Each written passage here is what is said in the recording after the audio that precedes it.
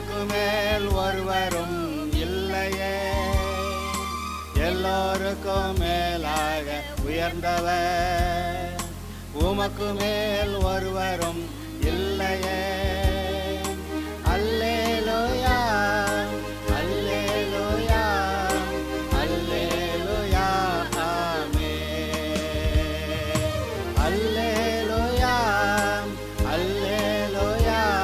அன்பானவர்களே, ஒழுங்கா எல்லாரும் சாப்பிடுங்க. யாருமே பலவீனமாக இருக்கக்கூடாது, யாருமே ஒபீஸாகவும் இருக்கக்கூடாது, குண்டாகவும் இருக்கக்கூடாது. நல்ல ஹெல்த்தியாக இருங்க, கட்டாயமாக நடங்க, தேவையான அளவு தூங்குங்க. அது என்ன குண்டானோன்னு என்னை பார்க்குறது? அதனால தான் சொல்கிறேன் உங்களுக்கு, ஹெல்த்தியாக இருங்க. இது நடக்காது, இது முடியாது, இது இல்லை, இது கிடைக்காது, இந்த பேச்சுக்கே கர்த்தருடைய பிள்ளைகிட்ட இடம் இருக்கக்கூடாது. இல்லாததை உருவாக்குகிறவர் கர்த்தர், இருக்கிற பிரச்சனையை தீர்ப்பவர் கர்த்தர். அவர் உங்களுக்காக யுத்தம் பண்ணுகிறவர். அவர் எதை வேண்டுமானாலும் செய்வார், எப்படி வேண்டுமென்றாலும் செய்வார். தூக்கி குழிக்குள்ளே போட்டாங்க யோசேப்பை, குழியிலே கடந்து போயிட்டானா, வெளியே வந்தான். தூக்கி 3 நண்பர்களை அக்கினியில் போட்டாங்க, அங்கே எரிஞ்சா போயிட்டாங்க. 3 பேரும் வெளியே வந்தார்கள். தானியேலை தூக்கி சிங்க கெபிக்குள்ளே போட்டாங்க, அங்கே கடந்துட்டானா, வெளியே வந்தான். நீங்களும் வெளியே வருவீர்கள். ஹல்லேலூயா. பவுல் சிறைச்சாலையை விட்டு வெளியே வந்தான், பவுலும் சீலாவும். அந்த நம்முடைய பேதுருவை பரலோகத்திலிருந்து ஒரு தேவதூதன் இறங்கி வந்து விலாவில் தட்டி எழுப்பி குத்தி வெளியே கொண்டு வந்து விட்டான். வெளியே வந்தான். உங்கள் பிரச்சனையை விட்டு நீங்கள் வெளியே வருவீர்கள், உங்கள் வியாதிகளை விட்டு வெளியே வருவீர்கள், உங்கள் கடன் தொல்லையை விட்டு வெளியே வருவீர்கள், உங்கள் பிள்ளைகளுடைய சிக்கலை விட்டு வெளியே வருவீர்கள், குடும்ப பிரச்சனைகளை விட்டு வெளியே வருவீர்கள். கர்த்தர் வெளியே வரப்பண்ணுகிற கர்த்தர். உங்களை போட்டு மூடி அங்கேயே நாசமா போன்னு விடுறவர் அல்ல. ஹல்லேலூயா. மனுஷரை பார்க்கறத நிறுத்துங்க. மனுஷனையே நம்புவது விருதா. உங்கள் நம்பிக்கை கர்த்தர் மேல் இருக்க வேண்டும். கர்த்தர் சொல்லியிருக்காரு, என்னுடைய மகிமையை நான் வேறு ஒருவருக்கும் கொடேன். மனுஷனுக்கு அவர் தன்னுடைய மகிமையை கொடுக்க மாட்டார். ஏங்க, நாங்கள் பெரிய பெரிய அற்புதங்களை பார்த்துருக்கோங்க. நாங்கள் விசுவாசிச்சப்ப ஜெயில் கதவு திறந்திருக்கு.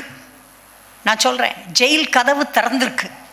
திறந்து உள்ளே இருந்தவரை வெளியே கொண்டு வந்தோம். மரணத்திற்கு நியமிக்கப்பட்டவர்களை விடுவிக்க கூடுமானால் விடுவி. பைபிளில் வசனம் அப்படியே இருக்குது. அதனால் மரணம் தான் முடிவுன்னு சொல்லாதீங்க. எந்த பிரச்சனைக்கும் மரணம் முடிவு இல்லை, கர்த்தர் தான் முடிவு. ஹல்லேலூயா. அவர் கொண்டு வருவார், அவரால் எல்லாம் கூடும். நேற்றுக்கு ஒரு சின்ன மெசேஜை சோஷியல் மீடியாவில் பார்த்துட்டு இருந்தேன். ஒரு பெரிய சீனியர் மினிஸ்டர், ஒரு 80 வயசுக்கு மேலே, அப்புறம் ஒரு மிடில் ஏஜ் மினிஸ்டர், அவருக்கு ஒரு 45லேருந்து 50க்குள்ளே இருக்கும். 2 பேரும் பேசிகிட்டு இருக்காங்க. இந்த ஜூனியர் அந்த சீனியரை இன்டர்வியூ பண்ணுறாரு. அவர் கேட்குறாரு, இந்த ரொம்ப பல வருஷங்கள் 50 வருஷத்துக்கு மேலே ஊழியம் செஞ்சுருக்கீங்க, எது முக்கியம்னு நீங்கள் சொல்லுங்கள் எனக்கு. நான் ஊழியம் செஞ்சுக்கிட்டு இருக்கேன், இப்போ எது ரொம்ப முக்கியம்னு எனக்கு சொல்லுங்கள் அப்படின்னு அவர் கேட்குறாரு. அந்த சீனியர் பதில் சொல்கிறாரு, நான் செமினரியில் போய் படித்தேன், நான் அங்கங்கே செமினார் அட்டன் பண்ணேன், நான் இந்தந்த கண்ட்ரிக்கெல்லாம் போனேன், என்னென்னமோ செஞ்சேன். ஆனால் இப்போ எனக்கு 80க்கு மேலே ஆயிடுச்சு. நான் நல்லா கண்டே பிடிச்சிட்டேன் என்ன செய்யணும்னு. 2 காரியம்தான். ஒன்று, பரிசுத்த வேதாகமத்தை எப்பையும் படிச்சுக்கிட்டே இருங்க. Read the word of God, only the word of God. Know what the Bible says. Bible என்ன சொல்லுதுன்றதை நல்லா பாரு, உத்து பாரு, படி, அதை படிச்சுக்கிட்டே இரு. உங்களுக்கெல்லாம் இப்போ பைபிள் படிக்க இங்கே ஒரு தூண்டுதல் கொடுத்துருக்காங்க இல்லையா? 1 இயர் என்னப்பா 6 மந்த்ஸில் முடிக்கிறதுக்கு ஸ்கீம் கொடுத்துருக்காங்க. தயவுசெய்து அதை சீரியஸாக எடுத்துகிட்டு வாசிங்க. நல்ல சான்ஸ், லூஸ் பண்ணாதீங்க. Keep reading the Bible. பைபிளை போல ஒரு அற்புதமான புத்தகம் இல்லை. 14 செத்து போனவங்களை உயிரோடு எழுப்பிய விகில்ஸ்வர்த். கல்யாணத்தப்ப வாசிக்க தெரியாது, எழுத தெரியாது, படிக்க தெரியாது, ஒன்றும் தெரியாத விகில்ஸ்வர்த். ஏன்னா ஹீ வாஸ் இந்த குழாயெல்லாம் ரிப்பேர் பண்ணுற சாதாரண மனிதன். அப்படியே தேடி தேடி ஒவ்வொன்றா வீடில் போய் நான் ப்ளம்பர் வந்திருக்கேன், ஏதாவது குழாய் ரிப்பேர் பண்ணணுமா, ஏன்னா அங்கெல்லாம் குழாய் வெடிச்சிடும், உள்ளுக்க தண்ணி எல்லாம் ஐஸ் ஆகி குழாய் வெடிச்சிடும் அந்த தேசத்தில். அப்படியே கெஞ்சி கெஞ்சி வேலை கேட்டு வாங்கின அந்த மனுஷன் ஒரு நல்ல அருமையான பாலி ஃபெதர் ஸ்டோன்ற ஒரு பெண்ணை கல்யாணம் பண்ணார். அவள் யாருன்னா ஃபெதர் ஸ்டோன், என்ன பேருன்னு தெரியல, இறகு கல் ரெண்டும் சேர்ந்த ஒரு கலவை. அவள் அப்படியே அழகா ரெக்க மாதிரி புருஷனுக்கு தடவி கொடுத்து பேசுவா, கல்லை விட்டு எரிஞ்சாதான் கொன்னே போடுவா. அப்படி ஒரு பெண், கெட்டிக்காரி. அவளை கல்யாணம் பண்ணோன்னா முதல்ல என்ன பண்ணா, பிடிச்சி இழுத்து உட்கார வச்சு வாசிடா, பைபிளை வாசிடா. ஆனால் அவனாலேருந்து ஆரம்பித்தா, ஏபிசிடியில் ஆரம்பித்து படி, எழுது, வாசி சொல்லி பைபிள் வாசிக்க பழக்கி விட்டா. அந்த மனுஷன் வாசித்தா இருப்பாருங்க, வாசித்து பிரசங்கிச்சு அவர் 14 செத்து போனவங்களை உயிரோடு எழுப்பினவர். பைபிள் தவிர வேறு எந்த புக்கையும் வாசித்ததே கிடையாதான், எதையும் வாசிக்க மாட்டாராம், நியூஸ் பேப்பரையும் வாசிக்க மாட்டாராம், என்னத்தையும் வாசிக்க மாட்டாராம். அவர் சொல்லுவாராம், பைபிள் போதும் எனக்கு, இந்த புக்கு போதும். அன்பான பிள்ளைகளே, பைபிளை படிங்க. அந்த நான் சொல்கிற சீனியர் ப்ரொஃபஸர் சொல்கிறாரு, பைபிள் எப்பையும் படிக்கணும், ஜெபம் எப்பையும் பண்ணணும். பைபிள் படிக்கிறது, ஜெபம் பண்ணுறது, இது ரெண்டை தவிர முக்கியமான காரியமே உலகத்தில் இல்லை. இது ரெண்டும் ஒழுங்காக இருந்தால் மற்ற காரியங்கள் எல்லாம் தன்னால் நடக்கும். ஹல்லேலூயா. வேலை கிடைக்கும், சம்பாத்தியம் வரும், சொத்து சேரும், நல்ல நிலைக்கு உயர்ந்து போகலாம், நல்ல பொண்ணு கிடைக்கும், நல்ல மாப்பிள்ளை கிடைக்கும், நல்ல பிள்ளைகள் கிடைக்கும், சுகம் கிடைக்கும், பலன் கிடைக்கும், நீடிய வாழ்வு கிடைக்கும், எல்லாம் கிடைக்கும். எல்லாமே பைபிளுக்குள்ளே தான் இருக்குது. கவனம், பைபிளை எடுங்க, தேடுங்க, பைபிளை ஒழுங்காக வாசிங்க, ஜெபம் பண்ணுங்க, கேட்டுக்கிட்டே இருங்க, என்ன வேணுமோ கேட்டுக்கிட்டே இருங்க. நாங்கள்லாம் அதைத்தான் செய்கிறோம், பைபிளை தான் படிக்கிறோம், ஜெபந்தான் பண்ணுறோம், அதைத்தான் செய்கிறோம், அதைத்தான் விசுவாசிக்கிறோம். கர்த்தர் நிச்சயமாக எங்களை ஆசீர்வதித்து கொண்டே இருக்கிறார், சந்தேகமே இல்லைங்க. நினைப்பதற்கும் கேட்பதற்கும் அதிகமாக அவர் நமக்கு நன்மை செய்கிற கர்த்தர். அவர் செய்வார். தேவனால் எல்லாம் கூடும், அவர் சர்வ வல்லவர். கேளுங்கள் கொடுக்கப்படும் என்று சொல்லி இருக்கிறார், கேட்கிறவன் எவனும் பெற்றுக்கொள்ளுவான் என்று சொல்லி இருக்கிறார். சரியா கேளு, என்ன வேணுமோ சரியா கேளுங்க. நன்மையான எந்த ஈவும் பூர்ணமான எந்த வரமும் பரத்திலிருந்து உண்டாகி ஜோதிகளின் பிதாவிடத்திலிருந்து இறங்கி வருகிறது. கர்த்தர் இறங்க பண்ணுவார், கர்த்தர் கொண்டு வருவார். கர்த்தருக்கென்று செய்ய, கர்த்தருக்கென்று கொடுக்க, கர்த்தருக்காக ஆத்மாக்களை ஆதாயம் பண்ண என்ன முடியுமோ அதை செய்யுங்க. நாங்கள்லாம் அப்படி தான்ப்பா செய்கிறோம். கர்த்தருடைய பிள்ளைங்க ஒழுங்காக சாப்பிடுங்க, ஒழுங்காக பணத்தை சேருங்க, சிக்கனமாக இருங்க. அடுத்து கர்த்தர் உங்களை நம்பி உங்கள் வீட்டில் பிள்ளைக கொடுத்துருக்காரு பார்த்தீங்களா, அந்த பிள்ளையெல்லாம் பரலோகத்துக்கு வந்து சேரணும். ஏ மக ஒசத்தி வசனம் சொல்லிட்டானா வசனம் தெரியாது, ஜோம் பண்ணான்னா ஜோம் பண்ண தெரியாது, கோயிலுக்கு வேணால் கோயிலுக்கு வர மாட்டான், ஊழியம் பண்ணுறான் ஊழியத்துக்கு கூட போடானா போகமாட்டான், கோயிலில் வந்து பாட்டு பாடினா பாட்டு பாட வரமாட்டான். இவனுக்கு எப்படி பொண்ணு வேணும்? எப்படி பொண்ணு வேணும்? இவனே மாதிரி கொடுக்கணும். பாடக்கூடாது, ஆடக்கூடாது, பைபிள் தெரியக்கூடாது, பிரசங்கம் பண்ணக்கூடாது, அப்படி பொண்ணு தான் வேணும்.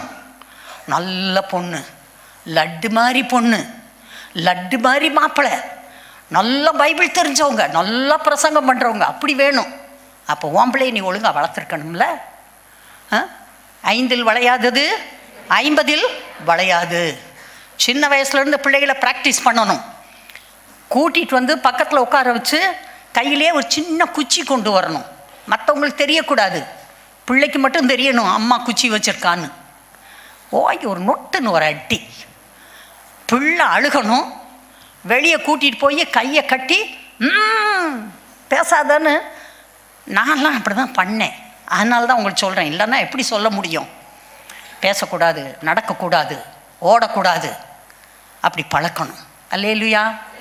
பிரம்பை கையாடாதவன் தன் மகனை பகைக்கிறான். பிள்ளைடைய வாழ்க்கையே வீணாக போயிடும். பிள்ளை டிசிப்ளின் தான் வள. பிள்ளை முக்கியம். பிள்ளை நித்தியத்துக்குரியவன். பிள்ளைய நரகத்தை அனுப்பி விட்டுறக்கூடாது. Be very careful. உங்களுக்குள்ள ஒழுக்கம் இருக்கணும், ஒரு நல்ல ஒழுங்கு. எப்போ பார்த்தாலும் நீ ஃபோனையே நோண்டிக்கிட்டு அதையே பார்த்துக்கிட்டு, பைபிள் எங்கே படிக்க, ஜெபம் எங்கே பண்ண?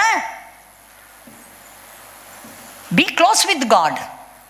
கேளுங்க, ஜெபம் பண்ணுங்க, பிடிங்க, அந்நிய பாஷை பேசுங்க, பிள்ளைகளை ஒழுங்காக வளங்க. பிள்ளை உங்களுக்கு ஃப்ரெண்டு கிடையாது, அதுக்கு 100 ஃப்ரெண்டு தெருவில் கிடக்கான். நீ ஃப்ரெண்டா பிள்ளைக்கு? ஹி ஹி ஹி ஹி ஹு ஹு ஹு. என்ன உனக்கு பிள்ளையோட சிரிப்பி வேண்டி கிடக்கு? ஸ்ட்ரிக்டாக இருக்கணும்னு தெரியாதா? பிள்ளை பத்திரம். என் பிள்ளை தூக்கி தலையில் வச்சுக்கிறது. ஊர்க்காரையும் தலையில் வைக்கணும், நீ தலையில் வைக்கக்கூடாது. பிள்ளை முக்கியம். கர்த்தருக்கு நீ கணக்கு கொடுக்கணும். அன்னைக்கு பரலோகத்தில் போய் வெக்கப்பட்டு நிற்கக்கூடாது. பிள்ளை ஒழுங்காக வளர்க்கணும், குடும்பத்தினரை நேசிக்கணும். இந்த அம்மா பரலோகத்துக்கு போயிடும், புருஷன் நரகத்துக்கு போவான். ஒரு நாள் கூட அவனுக்காக ஜெபம் பண்ணதே இல்லை. ஒரு நாள் கூட ஐயா ராசா சாமி வாயா கோயிலுக்குன்னு கூப்பிட்டு வந்ததே இல்லை. ஐஸ் வச்சு கோயில் கூப்பிட்டு வரணும்னு தெரியாது. Husband is a important person, wife is a important person. அவங்கள ரட்சிப்புக்குள்ள நடத்தணும். இந்தம்மா அப்படியே கிண்ணின்னு பரலோகத்துக்கு போகும், பிள்ளைகள்லாம் நரகத்துக்கு போகும். ஏன் பிள்ளைகளை வந்து ரட்சிப்புக்குள்ள நடத்தலை? கர்த்தர் கேட்பாரா கேட்க மாட்டாரா? சொல்லுங்க எல்லாரும், கேட்பாரா கேட்க மாட்டாரா? அழுது கேட்டால் உனக்கு பிள்ளை கொடுத்தேன், பிள்ளைய கடைசியில் பரலோகத்துக்கு கொண்டு வரல. கெஞ்சி கெஞ்சி கேட்ட, சம்பாதிக்கிற புருஷன் நல்லது, ஆனால் அவனை நரகத்துக்கு அனுப்பி விட்டுட்ட, நீ பரலோகத்துக்கு வந்திருக்க. ஆத்துமாக்கள் மிக மிக விலையேற பெற்றவர்கள். 2 இடம்தான், ஒன்று மோட்சம், இன்னொன்று நரகம். இடையில ஒரு இடமும் கிடையாது. ஏமாந்து போயிடக்கூடாது. நம்ம சாப்பிட்றோமோ சாப்பிடலையோ, சம்பாரிச்சோமோ சம்பாதிக்கலையோ, சொத்து சேர்த்தமோ சேர்க்கலையோ, அதெல்லாம் முக்கியமே இல்லை. ரட்சிக்கப்பட்ட இவைகள் எல்லாம் உங்களுக்கு கூட கொடுக்கப்படும். கர்த்தர் கூட கொடுப்பார். அவருக்கு அஞ்சாம்பட்டியே கிடையாது. அவர் சொல்றாரு, மகிமையில் உள்ள ஐஸ்வர்யத்தின் மாதிரி இந்த பூமியிலே உடைய குறைவுகளை நிறைவாக்குவார். இந்த பூமியில் நிறைவாக்குவார். எனக்கு தெரியும், இந்த சர்ச்சில் இருக்க ஒவ்வொருத்தரை பற்றியும் எனக்கு தெரியும். எப்படி வந்தாங்க, இப்போ எப்படி இருக்காங்கன்னு நல்லா தெரியும். கர்த்தரை நேசித்தவர்கள் எல்லாரும் நல்லா இருக்கிறாங்க. இந்த அறகுறை கேஸ்லாம் இன்னும் அறகுறையாக தான் ஓடிட்டுருக்கு. கர்த்தருடைய பிள்ளைகளே, கர்த்தருக்கு பிரியமா வாழுங்க. சரி, ஓகே, நம்முடைய விசுவாசத்தை அறிக்கை செய்யலாம், சொல்லலாம். முதல் மனிதனாகிய ஆதாமும் அவனுடைய மனைவியாகிய முதல் மனுஷியான ஏவாளும் பாவம் செய்தார்கள். கர்த்தருக்கு கீழ்ப்படியவில்லை, பிசாசோடு சேர்ந்து கொண்டார்கள். இவர்களுடைய பாவத்தால் இன்று வரை பிறக்கிற எல்லா மனித குழந்தைகளும் பாவிகளாகவே பிறக்கிறார்கள். இவர்களை பாவம் செய்ய ஏவியது விழுந்து போன தேவதூதனாகிய சாத்தான். தேவனாகிய கர்த்தர் சாத்தானுக்கும் ஆதாமுக்கும் ஏவாளுக்கும் சாபங்களை கொடுத்தார். இவர்களுடைய கீழ்ப்படியாமையால் பூமியும் சாபத்துக்கு உள்ளானது. அபரிமிதமான ஆசீர்வாதங்கள் நிறைந்த இன்பமான இடமாகிய ஏதேனை விட்டு, பொன் விளையும் நீர்நிலைகளை விட்டு, தேவனோடு உள்ள உறவை இழந்து, தேவ பிரசன்னத்தை இழந்து, பாதுகாப்பை இழந்து, முள்ளும் குறுக்கும் விளைகிற பூமிக்கு வருத்தத்தோடு பலனை புசிக்கிற பகுதிக்கு முதல் மனிதனும் அவன் மனைவியும் தள்ளப்பட்டார்கள். இரக்கமுள்ள கர்த்தர் அவர்கள் அந்த ஜீவ கனியையும் பறித்து புசித்துவிட்டு நெடுகாலம் பாவியாகவே வாழ்ந்துவிடக் கூடாது என்பதற்காக தோட்டத்தை விட்டு வெளியே விரட்டிவிட்டார். பாவத்தினால் வந்த சாபத்தின் விளைவாக இன்றைக்கு வியாதிகள், குறைபாடுகள், நோய்கள், அகால மரணங்கள், பலவீனங்கள், மனநோய்கள், சாபங்கள், பாவங்கள், தீர்க்க முடியாத சண்டைகள், யுத்தங்கள், பஞ்சங்கள், பூமி அதிர்ச்சிகள், தரித்திரம், கடன்கள், செய்வினை, மந்திரங்கள், மாயங்கள், பில்லி சூனியங்கள், ஏவல்கள் ஆகிய யாவும் பூமியிலே இன்று தலை விரித்து ஆடுகிறது.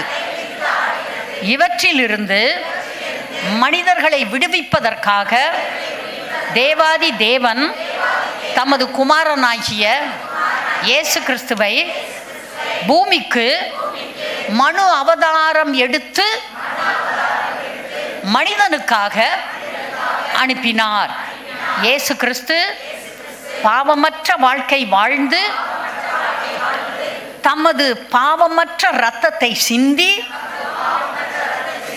எல்லா மனிதருடைய பாவங்களையும் தன்மேல் அள்ளி போட்டுக்கொண்டு அடிக்கப்பட்டு கேவலப்படுத்தப்பட்டு குத்தப்பட்டு கல்வாரி சிலுவையிலே தம் ஜீவனை கொடுத்து 3 நாள் பாதாளத்திற்கு சென்று கிரயம் செலுத்தி மனிதனை பாவத்திலிருந்து விடுவிப்பதற்கான பிராயச்சித்தத்தை செய்து முடித்துவிட்டார்.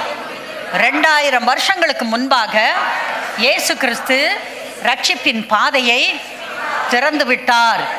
இயேசு கிறிஸ்துவின் தியாக புண்ணியத்தால், அவரது கிருபையால், அவரது இரக்கத்தால், அவரது மன்னிப்பால் அவரை ஆண்டவராகவும் இரட்சகராகவும் மீட்பராகவும் ஏற்றுக்கொண்டு மனம் திரும்பி இயேசு கிறிஸ்துவின் இரத்தத்தால் கழுவப்பட்ட அனைவரும் தேவனுடைய பிள்ளையாகும்படியான அதிகாரத்தை கர்த்தர் கொடுத்திருக்கிறார்.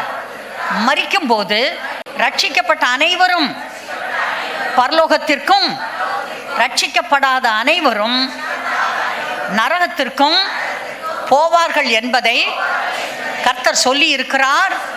இதை நான் அறிவேன்.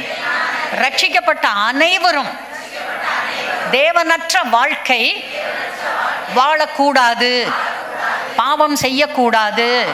தினமும் தன்னைத்தானே சுய பரிசோதனை செய்து பார்க்க வேண்டும், தன்னை சுத்திகரித்து கொள்ள வேண்டும். இதையெல்லாம் நான் அறிவேன். தினமும் பைபிள் படிக்க வேண்டும். என்னை நானே ஒழுங்காக வைத்து கொள்ள வேண்டும். கர்த்தர் வந்து என்னை ஒழுங்காக வைக்கப் போவது இல்லை. பிசாசும் வந்து என்னை கெட்டுப்போக வைக்கப் போவது இல்லை. நான் தான் தீர்மானிக்க வேண்டும். நான் தான் ஒழுக்கமாக நடக்க வேண்டும். நான் தான் தினமும் ஜெபம் பண்ண வேண்டும். பரிசுத்த ஆவியில் நிறைந்து அந்நிய பாஷை பேசி நான் தான் ஜெபிக்க வேண்டும்.